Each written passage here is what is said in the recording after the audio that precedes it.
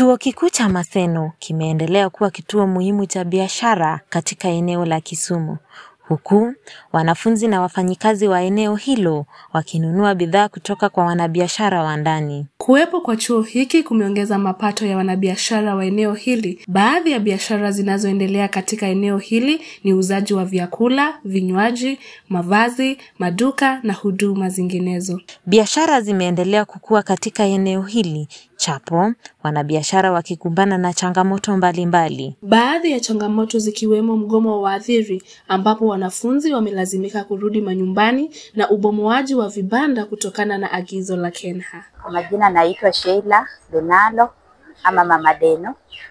Mimi ni mfanyabiashara hapa Maseno. Naendelea vizuri.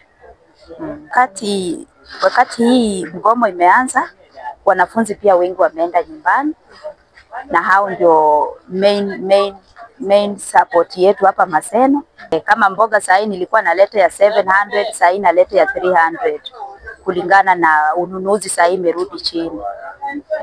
Yes, kwa majina naitwa Wilson Aswani, ambapo niko kwa Kishagi ya grade 1. Wakati wa hii na mgomo wa lecturers imetuathiri sisi kama wafanyikazi sana.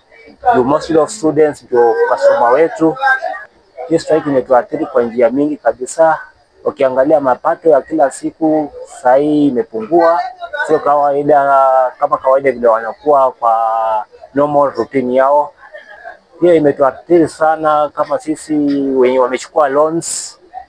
Kwa sasa wafanyabiashara hao wanairai serikali kuingilia kati na kushughulikia matakwa ya wahadhiri ili shughuli za kawaida ziweze kuendelea. Ombi langu sana kwa serikali kuu, ambapo wanapotusikia tafadhali tunaathirika, waweze kupata mazungumzo. Pia wanafunzi wanaathirika kwa njia ile ya masomo endelee mbele. Mgomo wa wahadhiri haujakuwa pigo kwa wanafunzi pekee, bali pia kwa wafanyabiashara katika soko la Maseno. Nikiripotia runinga ya Delta, jina langu ni Lucy Gadhoni.